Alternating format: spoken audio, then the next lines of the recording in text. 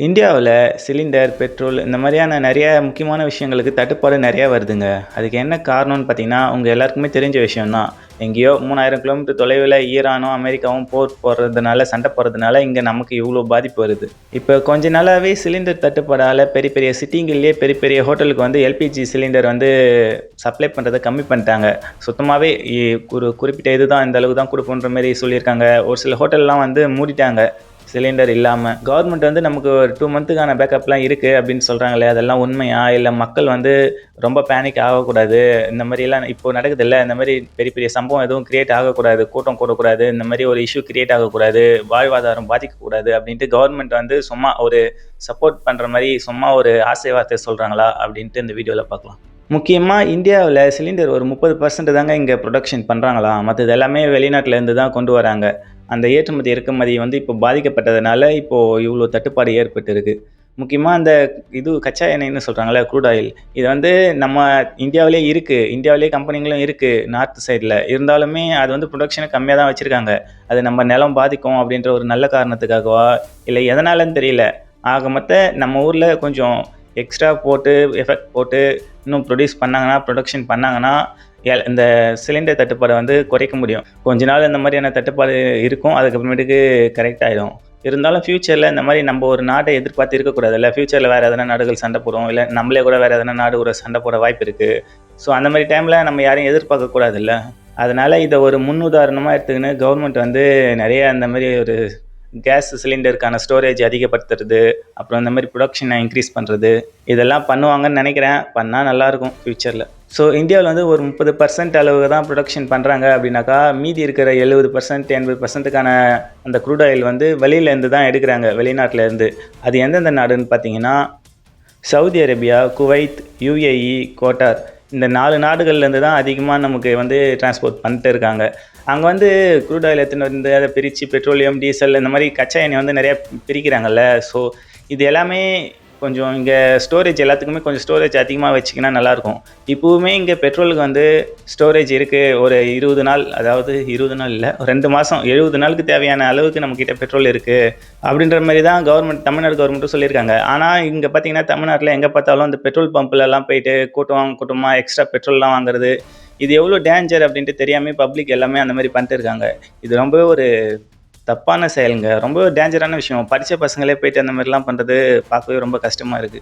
இது வந்து முற்றிலுமே வதந்தி தான். ஏன்னா, இப்ப எப்படி பார்த்தாலும் தெரியும், ஈரான் வந்து அட்டாக் பண்ணியிருக்காங்க தான் இந்தியன் கப்பல, இல்லன்னு சொல்லல. இருந்தாலும் நம்ம கவர்மெண்ட் வந்து அவங்க கிட்ட டீலிங் பேசலாம். அவங்க வந்து நம்ம எதுவும் பண்ணலல்ல அந்த நாட்ட. அதனால அவங்க அலோவ் பண்ணவும் வாய்ப்பு இருக்கு. அதுவும் இல்லாம பக்கத்துல இருக்கிற நாடுகள் கிட்டலாம் ஹெல்ப்புக்கு கேட்டிருக்காங்க இந்தியா. ஸோ, அதனால ரொம்ப மோசமாலாம் நிலைமை போகாது. நம்மகிட்ட இருக்கிற பேக்கப் காலியாகறதுக்குள்ள எப்படி பார்த்தாலும் நமக்கு வந்துரும். ஸோ அதனால நீங்க ரொம்ப பேனிக் ஆயிட்டு போய் பையிங் பண்றது. இதுதான் பேனிக் பையிங்ன்னு சொல்லுவாங்க. ரொம்ப ஒரு பதட்டமா, இப்போ எதனா ஒரு போர் நடக்கிற சூழல்ல பதட்டமா இங்க இங்கேயும் ஓடுவாங்க. நெறைய பேரு அடிபடும்ல. ஸோ அந்த மாரி தான். இங்க வந்து எதுவுமே இல்ல. எங்கேயோ போர் நடக்குது. ஃபியூச்சர்ல அந்த மாரி தட்டுப்பாடு வரும் அப்டின்ட்டு சொல்றாங்க. அது சொல்லும்போதே போயிட்டு எல்லாம் எக்ஸ்ட்ரா வாங்குறதுனால, அது பத்தாம இதோ காலியாயிட்டு அங்கங்க க்ளோஸ் பண்ணி வைக்கிறாங்க பெட்ரோல் பம்ப் எல்லாத்தையும். இங்க உங்களுக்கும் ஒரு கேள்வி வரலாங்க. பெட்ரோல் தான் இருக்கே, அப்புறம் ஏன் ப்ரோ அங்க பெட்ரோல் பம்ப்லலாம் எவ்வளோ பேர் போனாலும் போட்டு அனுப்பிச்சிடலாம்ல. அதுக்கு ஏன் வெயிட் பண்ண வைக்கிறாங்க? இவ்வளோ கூட்டம் கூடுது, இல்லன்ட்டு க்ளோஸ் பண்றாங்க அப்படின்னு நீங்க கேட்கலாம். அது வந்து பேசிக் தான். எல்லாருக்குமே தெரிஞ்ச ஒரு விஷயம் தான். ஏன்னா, அந்த பெட்ரோல் பம்ப்லாம் வந்து ஃபில் பண்றது வந்து வீக்லி ஒன்ஸ் இல்ல மந்த்லி ஒன்ஸ் அந்த மாரி ஒரு குறிப்பிட்ட அளவு தான் இருக்கும். ரெகுலர் டைப்பு நம்ம ஃபில் பண்றது. அது வந்து நீங்க இப்போ ரெகுலரா எப்பயும் போற மாரி உங்க வண்டிக்கு ஒரு மீடியமான ஒரு பெட்ரோல் பம்ப்ல போய் போட்டுன்னு போனீங்கன்னா, ரெகுலரா வேலைக்கு போற மாரி எதுவும் பெருசா இஷ்யூ ஆகாது. ஆனா நீங்க என்ன பண்றீங்க, எக்ஸ்ட்ராலாம் நெறைய கேன் எடுத்துன்னு போயிட்டு புடிச்சுக்கிறது, நம்ம வீட்டு எத்தனை வண்டி இருக்கோ அத்தனை வண்டிக்கும் பெட்ரோல் வந்து ஃபில் பண்ணிக்கிறது. ஸோ அந்த மாரிலாம் நெறைய நம்ம யூஸ் பண்றோம்ல, நெறைய அத போட்டுக்கிறோம், நெறைய வாங்கிக்கிறோம் பெட்ரோல. அதனால எக்ஸ்ட்ரா பெட்ரோல்லாம் போடவே, அந்த ரெகுலரா போறத விட கொஞ்சம் சீக்கிரமா காலி ஆயிடுது பெட்ரோல். அதனால திரும்ப ஃபில் பண்ண வருவாங்கல்ல பெட்ரோல், அந்த டைம்ல பெட்ரோல், டீசல் ஃபில் பண்ண வரதுக்குள்ள காலி ஆயிடுறதுனால அது வந்து குளோஸ்ல தான் இருக்கும். அவங்க திரும்ப ஃபில் பண்ற வரைக்கும். திரும்ப வந்து ஃபில் பண்ணும்போது ஓரளவுக்கு கரெக்ட்டா இப்ப இருக்கிற பதட்ட விட, பேனிக்க விட அப்போ கொஞ்சம் கம்மியா இருக்கும். அப்போ ஓரளவுக்கு ரெகுலரா இல்லப்பா பெட்ரோல்லாம் கிடைக்கும் எப்பவுமே அப்படின்ற மாரி ஒரு நம்பிக்கை வந்து அதுக்கப்புறமேட்டு கொஞ்சம் ரெகுலரா போக ஆரம்பிக்கும் நம்ம எல்லாருடைய லைஃப்பும். ஸோ அதனால அதெல்லாம் யோசிச்சு பாருங்க. அத விட்டு சும்மா நீங்க போயிட்டு இல்ல அப்படியே இன்னைக்கே என்னவோ நாளைக்கே அப்படியே க்ளோஸ் ஆயிடுமே. நீங்க வீட்டுக்கு எடுத்துன்னு போற பெட்ரோல் மட்டும் எத்தன நாள் யூஸ் பண்ணுவீங்க? இத்தனைக்கும் அது ரொம்பவே டேஞ்சரான விஷயம். போய் விக்கவும் கூடாது பிளாக் மார்க்கெட்ல. அது ரொம்ப தப்பான செயல். நம்ம வீட்லயே வச்சிருந்தாலும் அது சேஃபா இருக்குமா அப்படின்ட்டு சொல்ல முடியாது. சின்னதா ஒரு நெருப்பு பட்டா கூட அது எரிய வாய்ப்பு இருக்குது. ஸோ இது எல்லாமே ரொம்ப ஒரு டேஞ்சரான ஒரு தப்பான ஒரு கவர்மெண்ட்டுக்கு எதிரான ஒரு செயல். இது எல்லாமே இது யாரும் பண்ணாதீங்க. ஏன்னா நான் திருவண்ணாமலையில் பார்க்கும்போது இன்றைக்கி பார்த்தா அவ்வளோதான் கொளுத்துற வெயிலில் நின்றுன்னு இருக்காங்க கூட்டம் கூட்டமாக. டிராஃபிக் ஆகுது. பெட்ரோல் பம்ப் எங்கெல்லாம் இருக்கோ அங்கெல்லாம் டிராஃபிக் ஆகுது. ஸோ இந்த மாதிரி எல்லா இடத்துலையுமே இருக்குது தமிழ்நாடு ஃபுல்லாக. அதை வந்து ஏன் அப்படி பண்ணுறாங்கன்னு தெரியல. நிறைய படித்த பசங்களே போயிட்டு பண்ணுறாங்க. ஸோ அதெல்லாம் பார்க்க கொஞ்சம் கவலையாக தான் இருக்குது. முக்கியமாக இந்த அளவுக்கு நமக்கு தட்டுப்பாடு வர என்ன காரணம்னு பார்த்தீங்கன்னா, நம்ம வந்து சிலிண்டர் அப்புறம் இந்த பெட்ரோலியம் இந்த மாதிரியான க்ரூட் ஆயில் பேஸ் பண்ணி நம்மக்கிட்ட இல்லாததை வெளிநாட்டிலேருந்து எடுத்து யூஸ் பண்ணுறோம்ல, அதுக்கான டிமாண்ட் வந்து நம்ம ஊரில் நிறைய இருக்குங்க. அதுக்கு ஆல்டர்னேட்டிவாக எதனா நம்ம வச்சுருக்கணும். அந்த மாதிரி எதுவுமே வச்சில்லாமல் அதையே நம்பி இருக்கிறதுனால தான் இவ்வளோ தட்டுப்பாடு ஏற்படுது. எக்ஸாம்பிள் பார்த்தீங்கன்னா, இப்போ சிலிண்டர் யூஸ் பண்ணுறோம்னா அதுக்கேற்ற மாதிரியான ஒரு இண்டக்ஷன் ஸ்டவ் அந்த மாதிரி கரண்ட் அடுப்பு இந்த மாதிரி எதனா ஆல்டர்னேட்டிவாக நம்ம யூஸ் பண்ணி பழகிக்கணும். அது அப்படி இல்லைனா அந்த சைனாவெலாம் யூஸ் பண்ணுவாங்க. சோலார் யூஸ் பண்ணி பேஸ் பண்ணி இண்டக்ஷன் அடுப்பு அந்த மாதிரிலாம் யூஸ் பண்ணலாம். ஸோ அந்த மாதிரி நம்ம புதுசாக எதனா ஆல்டர்னேட்டிவாக வச்சுன்னு இருக்கணும். எப்பவுமே ஒன்றுத்தையும் நம்பி இருக்கக்கூடாது. அதனாலுமே இப்போ அந்த சிலிண்டர் தட்டுப்பாடு வந்து ரொம்ப ஒரு பெரிய பூதாகரமாக வெடித்து இப்போது எல்லாரும் எங்கே பார்த்தாலும் அந்த இஷ்யூ போயிட்டு இருக்குது. சிலிண்டருமே இப்போதைக்கு கமர்ஷியல் யூஸ்க்கு கொடுத்தா அதிகமாக காலி ஆகிடும். அதனால் ஹவுஸ் ஹோல்டுக்காக ப்ரியாரிட்டி கொடுத்து தக்க வச்சுன்னு இருக்கிறோன்ற மாதிரி கவர்மெண்ட்டு சொல்கிறாங்க. இருந்தாலும் நார்த்து சைட்லாம் பார்த்தீங்கன்னா எவ்வளோ பெரிய க்யூ நிற்கிறாங்க வீட்டுக்கு வாங்குற சிலிண்டரே. நம்ம ஊர்லேயும் அந்த மாதிரி தான் இப்போது நிலமை கொஞ்சம் கொஞ்சமாக வருது சிலிண்டரை பொறுத்த வரைக்கும். ஸோ அதனால் கொஞ்சம் பார்த்து ஆல்டர்னேட்டிவாக நம்ம ஃப்யூச்சரில் வச்சு இருக்கிறது நல்லது. ஏன்னா இது ஒரு முன்னெச்சரிக்கை நம்ம பார்க்குறது ரொம்பவே ஒரு முக்கியமான ஒரு விஷயம்.